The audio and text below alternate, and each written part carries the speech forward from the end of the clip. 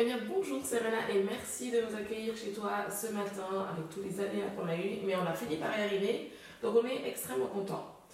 Le but aujourd'hui, c'est qu'on parle d'entrepreneuriat avec toi. D'accord. Et qu'on puisse passer un peu à travers ton expérience pour comprendre un petit peu quel est ton regard face à ça et quelles sont les étapes importantes par lesquelles tu as pu passer.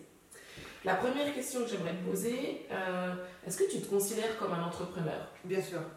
Pourquoi? Quel est l'état d'esprit que tu as dans cette aventure? Pour toi, c'est quoi un entrepreneur? C'est quelqu'un qui met de l'argent dans son entreprise et qui dépend de ça. Donc il y a du risque derrière. S'il n'y a pas de risque, je pense que c'est pas un entrepreneur. Comment est-ce que tu entretiens la motivation au jour le jour? Parce qu'on sait qu'être entrepreneur, il y a des hauts, des bas. Parfois, c'est le meilleur jour où on sent qu'on va cartonner. D'autres jours, on se demande si on va pas fermer. Comment est-ce que tu fais tous les jours pour entretenir cette motivation? Je pense que j'ai un fond de motivation.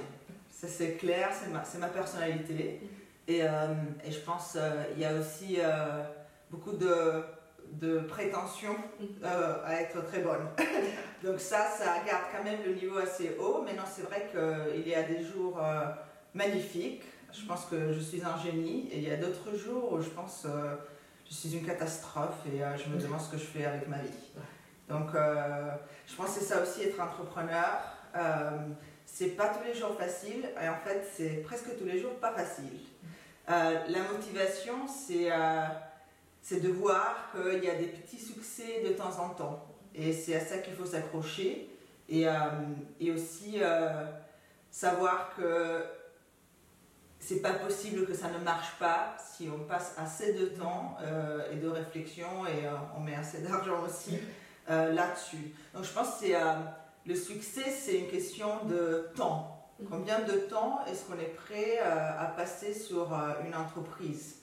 Donc je pense qu'une entreprise, une idée va toujours marcher si on la change de temps en temps pour s'adapter au marché. Mais vraiment la question c'est quand est-ce que ça va marcher et est-ce qu'on va lâcher avant? Ouais. Donc ça me motive, de me dire ça doit absolument marcher, il n'y a pas de raison que ça ne marche pas, juste quand. Exactement. Et aujourd'hui, quand tu passes à travers ce cheminement, c'est quoi tes plus grandes questions en tant qu'entrepreneur? Quand tu te lèves le matin, est-ce qu'il y a des interrogations qui viennent assez souvent? Quelles questions est-ce qu'on se pose? Ma question principale du moment, c'est comment est-ce que je vais changer mon business de telle sorte à ce que je puisse faire beaucoup d'argent. Donc là, j'ai un business de gâteaux personnalisés, ça marche très bien. Mes prix sont très hauts et reflètent la qualité du design et de la recette. Mais en fait, je ne suis qu'une pâtisserie. Et faire des gâteaux prend beaucoup de temps. Donc c'est un peu comme le consulting. Je suis très bloquée par ce facteur temps. Donc mon challenge, et je pense que c'est le challenge de tout entrepreneur qui veut grandir, c'est comment est-ce que je vais grandir de telle sorte à me séparer de ce côté temps. Donc c'est ça ce à quoi je pense tous les jours. Ceci, je pense que l'entrepreneur a beaucoup de difficultés à choisir parmi toutes les idées possibles. Et donc, ce que je me pose comme question tous les jours, c'est ok, est-ce que c'est la bonne idée? Comment je vais la tester? Jusqu'à quand? Quand est-ce que je vais décider que ça marche? Et comment tu sais quand tu vas choisir une idée plutôt qu'une autre? Tu te lèves, là, tu en as 3 ou 4. Avec l'académie, probablement, c'était une parmi d'autres. Oui. Pourquoi l'académie? Qu'est-ce qui a fait que tu choisis cette idée-là? Oui, pour moi, le go, no go, c'est est-ce que j'ai eu des ventes? Donc, par exemple, l'académie, en réalité, ces cours en immersion, j'en ai déjà vendu 3. Donc, et le prix est élevé, c'est 1000 francs. Donc, je me dis, ok, s'il y a déjà 3 personnes qui ont été prêtes à dépenser telle somme d'argent, probablement il y en a d'autres. Donc, la question, donc je sais que c'est une bonne idée. La question maintenant, c'est de savoir est-ce que je vais arriver à rentrer en contact à bas coût avec les bonnes personnes. C'est ça. Mais la première étape, c'est vendre. Pour moi, il n'y a pas d'idée s'il n'y a pas de vente. Ok. Quelles sont tes plus grandes peurs? Ne pas réussir. Et en tant qu'entrepreneur, probablement tu as aussi eu des échecs. Oui. Est-ce que tu peux nous parler d'un de ces échecs-là que tu as eu et puis comment est-ce que tu en es Tu en es ressorti. La première entreprise que j'ai créée avec une associée, c'était du shapewear, donc des gaines de luxe. Oui. Donc dans la lingerie, on était encore en multinational, donc on ne pouvait pas lancer une idée qui puisse faire concurrence à la société. Donc on a dû se lancer dans un secteur qu'on ne connaissait pas du tout. On a eu pas mal de succès, on était dans Vogue Magazine, Cosmopolitan, Glamour, on était très connus. Mais maintenant, il n'y avait pas assez de ventes et il aurait fallu s'investir encore plus. En fait, on a décidé d'arrêter. Mais dans cette entreprise, oui, j'ai perdu plus de 100 000 francs. Ouais. Okay. Donc, c'est un échec, je pense. Ouais. Mais avec beaucoup de choses que j'ai appris. Et qu'est-ce que tu as appris, justement? Ne pas investir beaucoup d'argent tout de suite. D'accord. Ça, c'est le number one. Donc, tester de façon à bas coût et n'investir que s'il y en a des ventes. Beaucoup de ventes. Donc, ça, c'est ce que j'ai appris en premier. Et le deuxième, c'est d'être certain, d'être expert dans le secteur. Quand j'ai travaillé dans la lingerie, on n'était pas des experts. Et donc, il a fallu embaucher des experts, donc, comme des consultants, dont le but, c'est de prendre le maximum d'argent des personnes consultées. Donc, on a fait pas mal d'erreurs, on a été trop confiants. Et donc, par exemple, dans la pâtisserie, et aussi, vu le nombre de ventes et le nombre de clients, là, je peux me dire, ok, je suis une experte, donc comment est-ce que je vais faire évoluer ou transformer mon expertise dans mes prochaines idées. D'accord. Donc, l'expertise, pour moi, c'est super important. On parle beaucoup de passion quand on est entrepreneur, mais tu te retrouves à monter une entreprise dans un domaine en fait qui n'est pas forcément le tien. Parce que pour moi, je suis avant tout une marketeuse. Moi, je fais du marketing.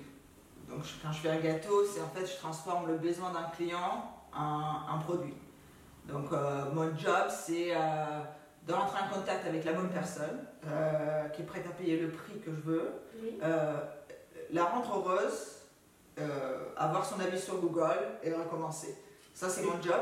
Donc, je pourrais faire ça pour n'importe quel produit. Maintenant, comme je dis tout à l'heure, c'est important de développer l'expertise. Quelle est la place du marketing, du coup, pour toi, aujourd'hui, dans ton entreprise? Très importante. Maintenant, moi, je vends des produits, des gâteaux et des courants, mais si on parle des gâteaux, la recette doit être excellente et on doit continuellement s'améliorer. Ça, c'est clair. Mais en réalité, c'est toujours du marketing. Comment est-ce que je vais transformer un besoin en un produit que je vais vendre à un prix élevé? C'est ça le marketing. Sans le marketing, ensuite, on devient un produit quelconque. Et le seul élément où l'on puisse se battre, c'est le prix. Donc, dès qu'on ne veut pas faire ça, on ne veut pas un business basé sur les coûts, là, c'est du marketing. Donc, mon conseil, c'est aussi, vous n'aurez jamais une bonne idée tant que vous n'aurez pas vendu, et vendu pas à vos amis et à votre famille. Quand vos amis et votre famille achètent votre produit ou vos services, ils ne vous montrent pas que vous avez une bonne idée, ils vous montrent de l'amour. C'est ça qu'il faut vraiment comprendre. Ce n'est que quand on commence à vendre, même pas aux amis des amis, à des personnes qu'on ne connaît pas, c'est là qu'on a une idée. Mais ça ne veut pas dire que ça va marcher. C'est une idée, il y a quelque chose, il y a un tout petit nugget. Mais ça ne veut pas dire que c'est une bonne idée. Donc se préparer, épargner beaucoup d'argent, ça prend beaucoup d'argent d'investir et ça va prendre beaucoup de temps, on parle d'une année, pour se payer un salaire. Très souvent. Aujourd'hui, tu t'en payes un? Ouais. Ça fait combien de temps que tu fais les cakes? 2 ans. Tu as pu te payer un salaire à partir de quand? Il y a quelques mois. Par exemple, la façon dans laquelle maintenant je relancerai un business, c'est la façon avec laquelle j'ai lancé celui-là, qui est de commencer à un prix bas pour apprendre et pour pouvoir avoir ce qui va me permettre de vendre plus de gâteaux. Dans mon cas, c'est des photos en fait, et des avis de personnes. Donc pour moi, le plus important, c'était ça. Donc le prix au départ, c'était pas très important et la qualité n'était pas forcément la même que j'offre maintenant. Donc, j'ai testé mon concept comme ça, et ensuite, j'ai testé est-ce que je peux augmenter le prix. Donc, mais c'est un investissement, n'est-ce pas? Parce que le gâteau que j'ai vendu au départ, je sais pas, 80 francs, ça m'a pris peut-être au départ 5 heures de travail, et maintenant, ça, je le vendrai peut-être 500. Donc, la différence, c'est ça mon investissement, n'est-ce pas? Donc, en tant qu'entrepreneur qui se lance, il faut considérer ça. Un investissement de temps et d'argent aussi. Ok.